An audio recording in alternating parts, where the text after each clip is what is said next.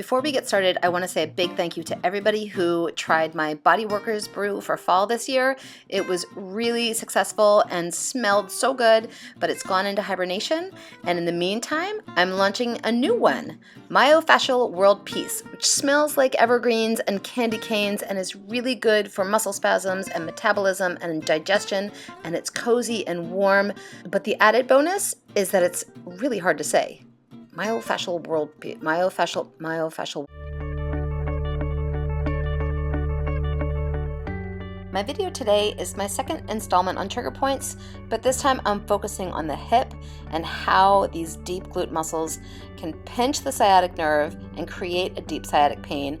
And it's something I think a lot of people suffer from and something we can help. I'm starting off by warming up the hamstrings and the IT band and the adductors and allowing for the muscles in the upper leg to soften so they're not pulling down on the hip. A lot of the tension and the tightness in the hip can come from tight hamstrings and a tight IT band and pull down on the ischial tuberosity, so it pulls the hip out of alignment and creates a tightness within the deep glute muscles that eventually pinch off that sciatic nerve. So my first focus is to sink into all those upper leg muscles and push them up towards the hip so the hip can relax. I'm going to pay a little extra attention to the IT band, and as I do that, I'm focusing on working pretty fast and warming up that band of connective tissue. So I'm going to use a faster friction and help that IT band to soften, which is the connection of the glute max, helping the glute max to soften, allowing me to sink into the hip. My experience with the hip is that trigger points can be really sensitive in this area, and they're sensitive everywhere, but in the hip, it just holds on a little bit tighter and feels a little bit sharper. So I want to make sure that I'm addressing the muscles that most commonly hold trigger points. And for sciatic pain, that is most commonly the piriformis. It's one of the deep six lateral rotators and sits right on top of the sciatic nerve. And when it holds and grips and doesn't let go, it can pinch off that nerve and feel awful. So as I start to apply pressure, I want to make sure that I'm sinking in the right direction. If you're pushing in towards the sacrum or pushing out towards the greater trochanter, you're going to end up pinching that nerve even more. So you want to sink directly down into that 90-degree angle that's going to hit the piriformis and very slowly apply pressure. If you watched my initial trigger point video, you'll remember that I hold these points for a really long time, which I'm not going to do this time for demo purposes, but I definitely like to emphasize the audio cues when I'm holding a point like this. I want to make sure that my client is doing as much work as I am, and I don't mean physical work. I mean the kind of work that it takes to really let go, and that doesn't come naturally for most of us. So the concentration of really allowing our muscles to release and to unravel actually takes some internal effort. And when my client is really attempting to do that, the change is so much bigger than when I'm the only one doing the work.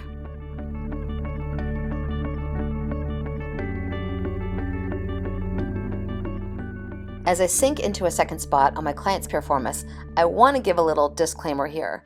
The kind of work that I'm doing does not solve sciatic pain.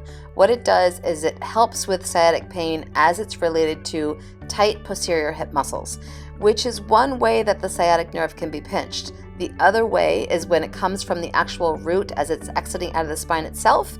That's not something I can deal with. That is not within my scope of practice. But when this nerve is being pinched by the piriformis, absolutely, we as massage therapists can help relax those muscles and help inhibit that muscle firing pattern that has gripped onto that nerve. So what I'm doing here is specifically about soft tissue. I'm not manipulating the spine. I'm not affecting the nerve root. I'm just helping with tight muscles that are gripping and causing a dysfunction.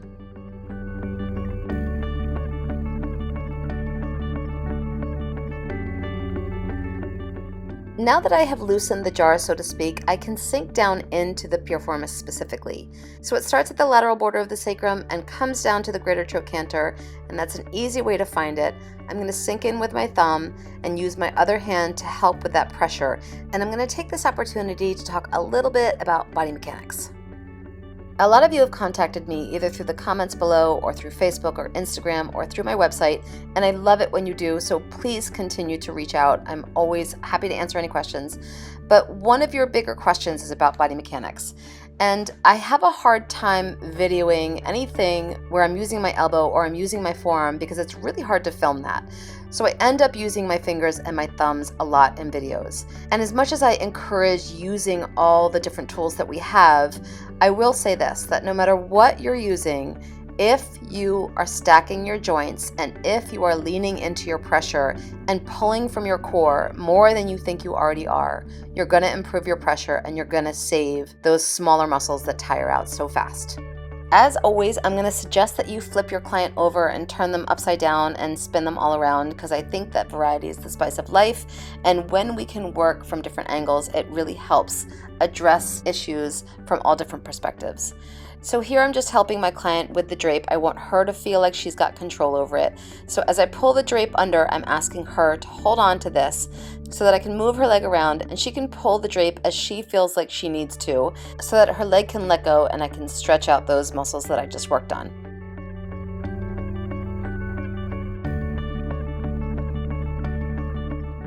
Once I'm sure that she's really letting go, I'm going to bring her knee up to her chest, stretching out all those posterior hip muscles and a little bit of the upper hamstrings, and then I'm going to cross the leg over and allow all of those deep six muscles to lengthen.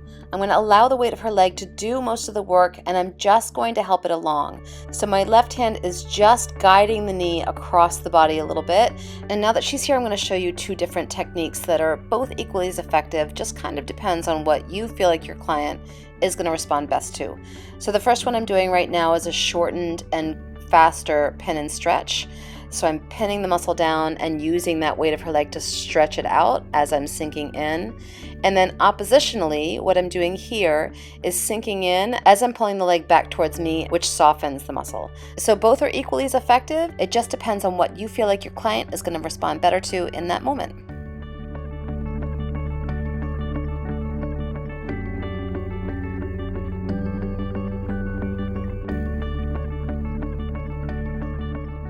Extra side note here, every single time you bring a joint through its range of motion and then you extend it back out, you want to apply a little traction.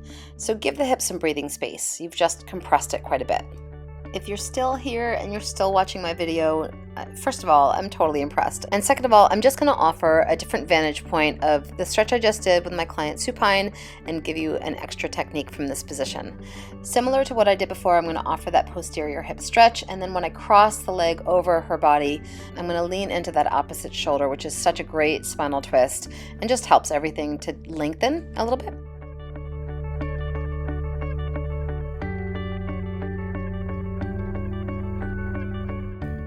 From here, all I'm doing is encouraging the hip to rock towards me.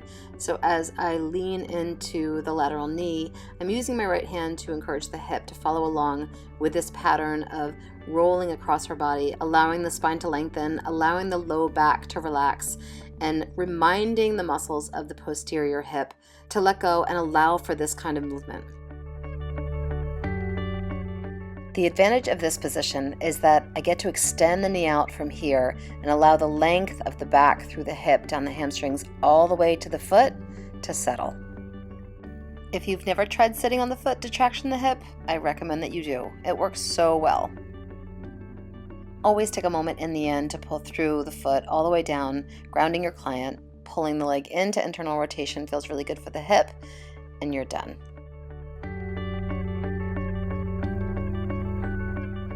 Thank you so much for watching. Please don't forget to hit the thumbs up. Please don't forget to subscribe. And the holidays are coming. These t-shirts are the perfect gift for your favorite massage therapist.